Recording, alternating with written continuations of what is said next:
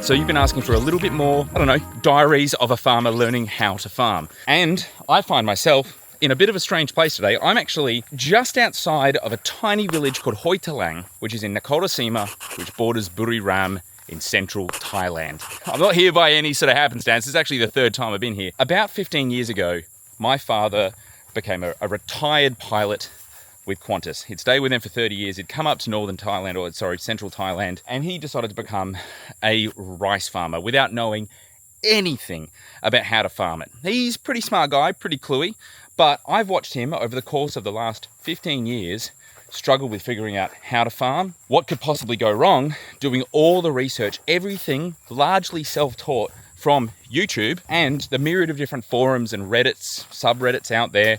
And this is the third time I've been here. He's managed to pull one of the most amazing crops. This is absolutely nuts. He's looking at things like organics. He's looking at soil health. He's growing mung beans and ploughing them back into the soil. He's looking at actual soil management in terms of rice production, which for me as a person who's trying to figure out farming, I'll be honest, it kind of really gives me a good little guidebook to go to, watching someone else who knew absolutely nothing pull all of this off. So today we're going to do something a little bit different. It's not wine for the people, it's rice for the people. And we're going to learn what it's like being a foreigner, learning how to grow rice for the first time in central Thailand. Come along, you might learn something. Thought you were going to buy one thing. This is pretty impressive.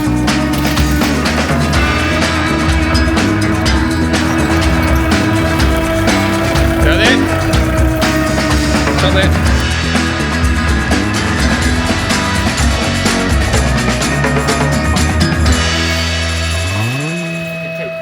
Fridge.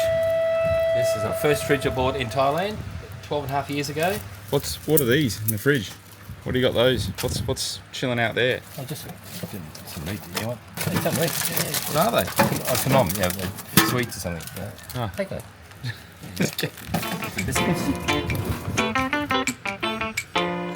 Yeah, I'll have a bit. Thanks, Joe. Cheers. Cheers.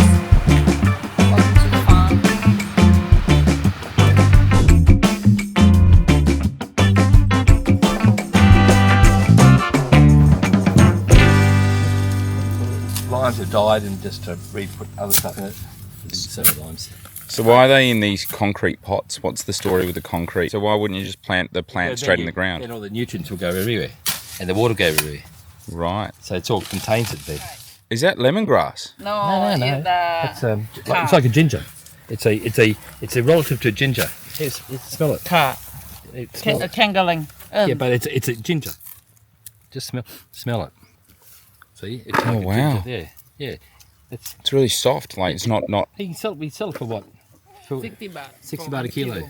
Wow. So, but you need a lot to make a kilo. No. Last guy, people came here last week.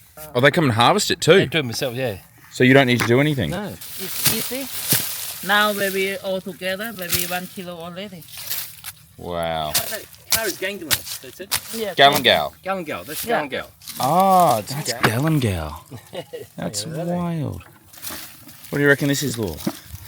I heard you say it. Galangal. Have you ever had fresh Galangal? It smells really good. Yeah. Wow, what did the plant look like? That's it. That's the tree. It's the tree. That's just dropping the tree. It smells amazing. Mud everywhere. You can pull down, but it can be. Some you can eat now. Yeah. Really? It's guava. Can you just eat into it? Yeah, sure. You just only clean. There is no chemical, no So nothing. we don't have any chemicals, so you can just bite into it. There's no chemical spray, so it's just It's pretty green. wood dang stuff. Hey, Shelves, ready to go? Quick, have a go here. Have a look at the fish. This is really impressive, Dad. Oh, they're so healthy. This is nuts. It's like a forest. Oh, wow. This is so full. I've never seen it this full. All the mud ponds got a fridge. Fridge works. Yeah. It's on a pontoon.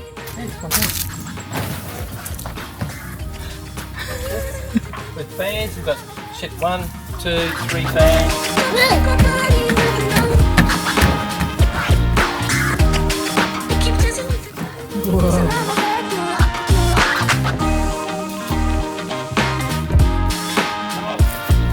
Yeah, rotary hose.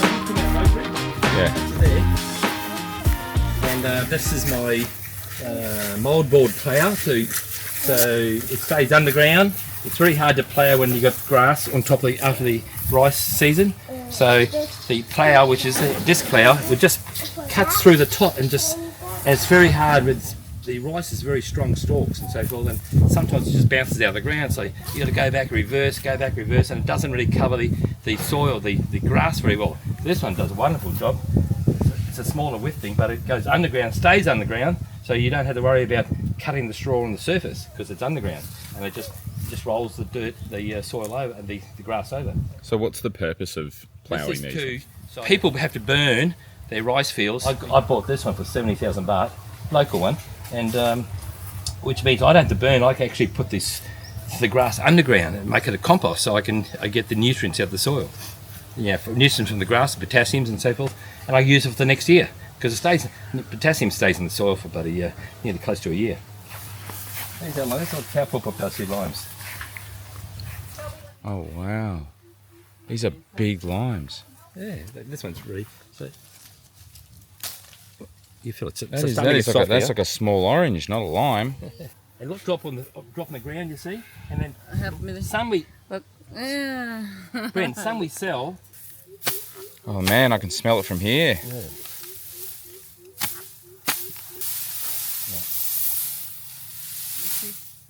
Easy. Everywhere. You see all over there? Oh, that's all lemongrass. Yeah, it's lemongrass. Yeah. Then normally take 1 or 2 of these off. And then this is the stuff you smash up, bang, bang, bang, to get the lemon. Yeah, smell that, yeah. Wow, that's one of the best smells. Yeah, I know. I think lemongrass is one of the best Hey, smells. it's good. You see some over there? It's Charlie, or Charlie baby. These here, these are son of Charlie chilies. Very hot. They've grown around my For reference, Charlie was my grandfather, step grandfather, and so these seeds here have been smuggled into Thailand. But they grow and regrow. This is probably maybe I forget, maybe 10th generation of it. Wow. Okay. Pumpkins. Yeah, but we've harvested most of them. I don't think there's any left. We've got 3 big ones there. And these are all lime trees. It's all lime trees there. Whoa, Dad. And mutdang. Remember, Thai people eat the eggs of a red ant. Red ant is like not our green ant. Green ant is in Australia is a larger ant, the same size, nearly looks the same, except they sting really bad. The red ant doesn't sting as bad. So that's a red ant This nest. is the nest. If I shake it, there's going to be 6 million around. Okay. Wow. And they all come out of their holes.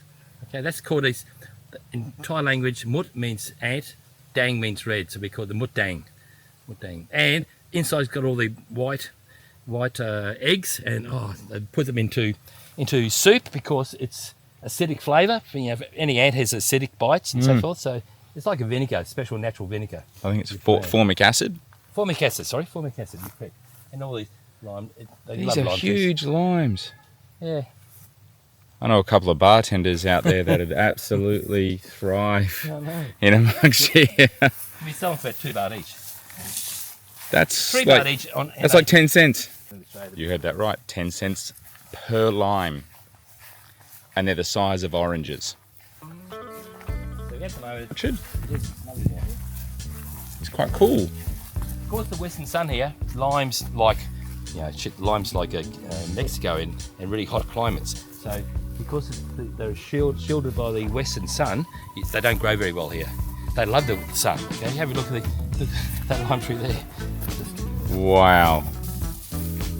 One tap here, outlet, another tap over there, another tap here, and 4 taps with hoses, you can see. And beans, string beans, and what do you call it? Gourd, G-O-U-D.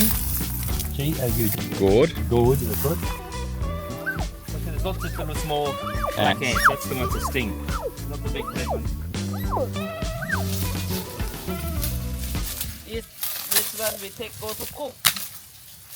Cook that. Yeah. You never eat? Bamboo hearts? No, No. not really. Okay, I go to cut and make a chop and boil. After I cook for you, maybe some breakfast. Yeah, cool. everything in farm you can eat. That's a very sophisticated tool you have there. And Rice fields, that's all lemongrass. So everything's equal.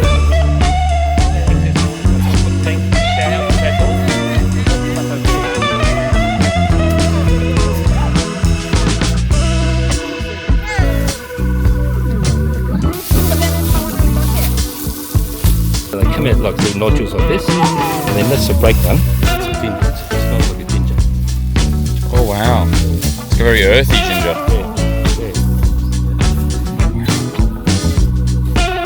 How do you cope with the heat? By wearing long stuff like this, it's not hot, you see. You're hot because you're letting the sun burn your skin. Holy dooly, here's another one, look at that. Pretty good. Oh. Yeah, you got them for me. Okay. I don't think that's a lime actually. you can have some about No, orange. that's lime. I go with orange. Actually, maybe.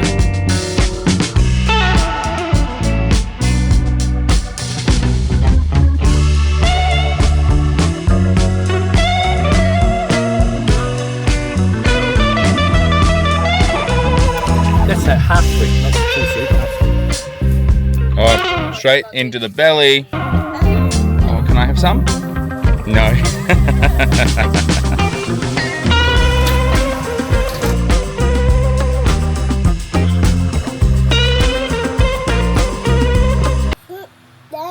Right, this passion fruit. Wow. Wow. And fruit dog. I can see there's 3 or 4 passion fruits all the way up there. That's crazy.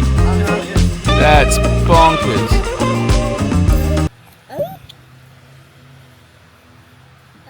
Cheers. Cheers.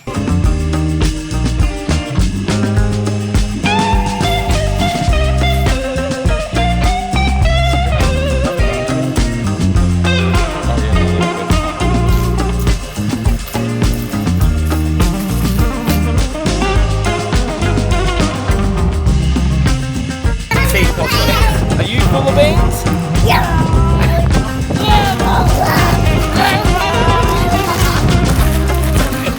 How did you learn all this?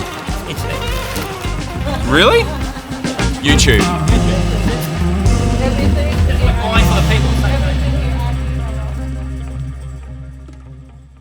These lining the river are all eucalyptus trees that they've actually pulled off a lot of these side shoots here to grow. I've never seen this growing pattern for eucalyptus at all, to grow much like bamboo. And in fact, they look glorious. They look glorious in this kind of structure. And you would not believe this. That there, yep, is 3 years old. That is a 3-year-old tree. All of these have only been here for 3 years, which really just goes to show what eucalyptus does when you smash it with a lot of water. It loves water and it grabs it and just pummels it into timber growth, which is actually part of the reason why they're here in the first place. They were brought to Thailand for timber or more correctly, probably more like paper production. But don't they look fantastic? Here, come around here and check them out from this angle.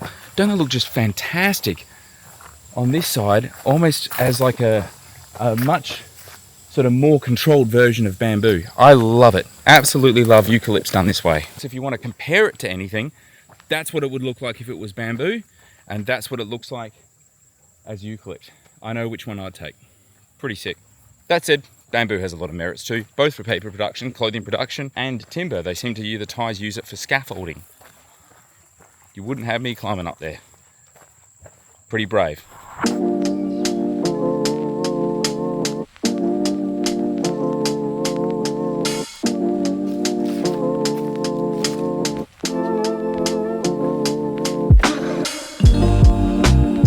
This is my understanding and my learnings at the moment. So my father is quite against what's going on over here. for a pretty good reason. And also equally about what's kind of going on here. Over here we have sugarcane, and over here we have rice. Now, you get a lot of money for growing sugarcane, like a lot, in comparison to growing rice. But if you grow sugarcane for a year or two, and then you got to grow rice after, you need to do a lot of remediation to the soil. And largely, how they would actually clear this land isn't how you would conventionally think. They just simply set it on fire. And in fact, it's often how they will clear a lot of the stalks off here rather than running machinery in, because a lot of the places around here just simply can't afford to do it. And they've also been doing it like that for a very long time. So if you've watched anything from managing our farm, fire is an amazing tool, but you can easily misuse it. So what Dad's doing is he's ploughing the stalks back into the soil profile, getting them to release whatever potassium and nitrogen they have and phosphorus they have in the rice stalks. But he's definitely against what's going on over here. Sugarcane, whilst it brings in, you know, really good money and really easy money, just is a difficult crop to be able to manage the land underneath it for. It is amazing soil around here, but it is pretty surprising how quickly people will mismanage the land itself in order to make a quick buck. I don't know who's going to win here. In fact, I don't even know what farmer would grow something that doesn't make them as much money as that. So that's the conundrum. Are we willing to spend more for rice to make it worthwhile for rice farmers long term? Doubtful. Very doubtful. So you'd find this kind of funny that in a place like Thailand that has just so much water available to it, that it would be like a new or novel concept to put rainwater tanks like underneath sort of houses to capture it and use that fresh rainwater, but for the most part they don't. And it was quite maybe about 15-20 years ago that the former Thai king started an initiative for water reclamation, so obviously just getting rainwater tanks so people can capture that rainwater. And you see these things everywhere out here, which for the wine nerds amongst us might be thinking, looks like a pretty cool amphora. They're all concrete and they're all designed to hold water, so they're all sort of food safe. And they're cheap as chips in reference to what amphora cost you. So maybe there's a bit of a cheeky little side hustle. In fact, their shape's really good too. You know, nice big wide opening on the top so you can handle ferments in and out. You can jump in without it being like a confined space or anything like that. Maybe if we build like a Unico 2.0, we'll incorporate a whole bunch of Thai rainwater tanks as concrete fermenters. We'll see. If you guys think that's a good idea, drop in the comments below and we'll make it happen.